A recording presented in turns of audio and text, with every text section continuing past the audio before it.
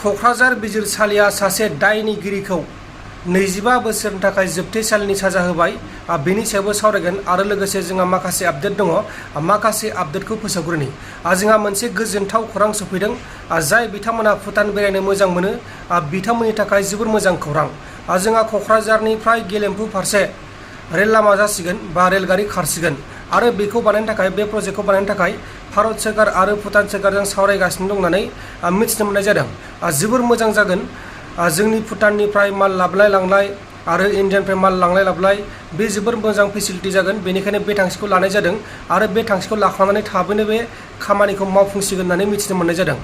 जोबोर मोजां। जायफोरा भुटान खाथिनि बिथांमोनाथ' भुटानाव थांबाय थायो, नाथाय क'क्राझारनिफ्राय रेलगारिनि लामा बानायबाथाय गोजान गोजाननि मानसिफोराबो भुटान खाथिनि नङि मानसिफोराबो भुटानाव थांनो हागोन।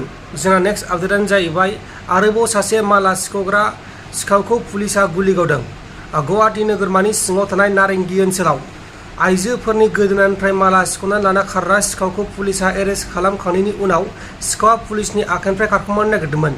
बे समावनो पुलिसा सिखावखौ आथिङाव गुलि गावदों आरो बे सिखावआ गोब्राब जोखोम जादों। बे समाव सिखावखौ गुवाहाटी मेडिकेल हस्पिटालाव फाहामथायगासिनो दङ आरो गुलि गावजानानै जोखोम जानाय सिखावनि मुङा जाबाय आमिर आली, मुस्लिम मानसि। गोबां सिखावफोर बांबाय। जेखे मेखेनो सिखाव। क'क्राझाराव सिखाव, चिराङावथ' सिखावानो जाबाय थायोमोन गले गले। सोरनिबा दखानखौ लुथिनाय, लंथं सिखाव ओंखारनाय बायदि बायदि जाबाय थागासिनो दङ। जोंहा नेक्स्ट आपडेटआनो जाहैबाय जोंनि बे आसामाव गोबां बमा बानायग्रा मुवा बेसाद मोन्दों।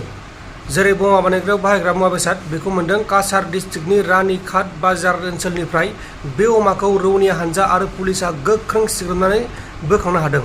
नाथाय बेफोर बमाया सोरनिमोन बेखौ दासिमाव गुमुर मोनथ'नाय जायाखै आरो जाथायाव लोब्बा थानाय दायनिगिरिफोरखौ सासेखौबो हमनो हानाय जायाखै। नाथाय थाबैनो दायनिगिरिफोरखौ हमगोन होननानै पुलिसा रादाय होदों आरो बे बमाखौ मानि थाखाय बाहायदोंमोन बेखौ जेबो मिथिनो मोननाय जायाखै।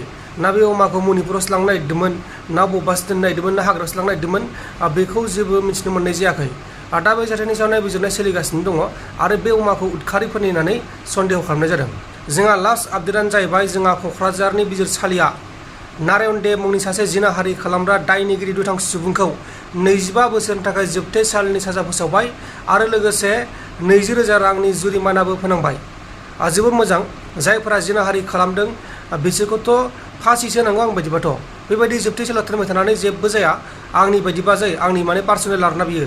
बेखौ आं आयेनखौ बारनानै बुंनाय बायदि जादों जेनेबा। जायखिजाया बे आंनि पार्सनेल आरोना। बेबायदि जिनाहारि खालामग्राखौ दानस'नांगौ नङाबाथाय फासि होनांगौ। गुबुन हादोरफोरनि बायदि साजा होनांगौ। नाथाय जोंनि हादोराव बेबायदि साजा गैया। गुबुन हादोराव जिनाहारि खालामग्राफोरखौ सोरबा सोरबा बुथारखायो डाइरेक्ट आरो सोरबा सोरबा डाइरेक्ट फासि होयो। नाथाय जोंनि बे हादोराव जिनाहारि खालामग्राफोरखौ जोबथेसालियाव दोनबाय थायो। सोरखौबा 25 बोसोर दोनो, सोरखौबा जिउ जोबजासिम दोनो। बेबायदिनो दोनो आरो। दा जियानो जादोला नोंथांमोना बेनि सायाव मा बुंनो सानो? जोबथेसालियाव दोननांगौ ना फासि होनांगौ? बेबायदि आयेनखौ लाबोनांगौ ना लाबोनाङा मा बुंनो सानो नैबे कमेन्ट बक्सनि गेजेराव फोरमायबानो जाबाय। आंथ' बेखौनो बुंनो सानो हायोबाथ' जिनाहारि खालामग्राफोरखौ आरो मानसि बुथारग्राफोरखौ जेलाव दोननो नाङा, डाइरेक्ट फासि होखानांगौ। जेलाव लांदो डाइरेक्ट फासि होदो, बिदिसो खालामनांगौ आरो ना।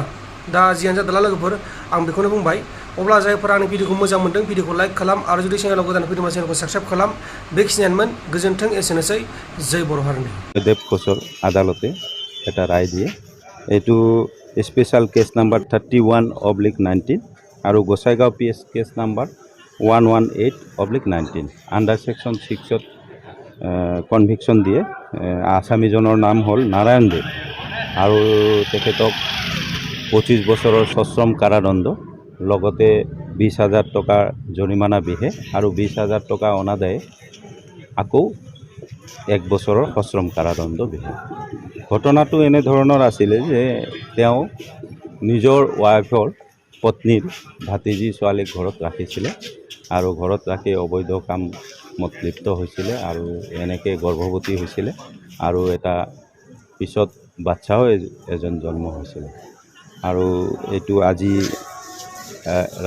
ৰায়দান প্ৰদান কৰে। এজাহাৰটো কেতিয়া দিয়া হৈছিল?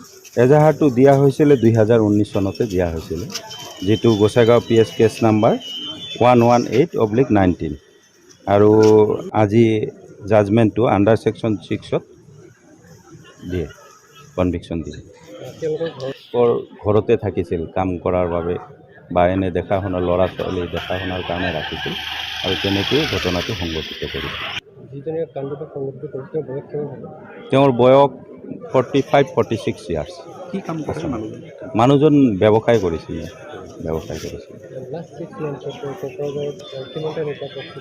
লাষ্ট 6 মান্থত কোকৰাঝাৰত 5ৰ পৰা 6টা কনভিকশ্যন দিয়া হৈছে স্পেচিয়েল কেছত, মানে পক্সো কেছত, আৰু তাৰে ভিতৰত লাইভ কনভিকশ্যন আছে, 20 বছৰৰ আছে, 25 বছৰৰ আছে।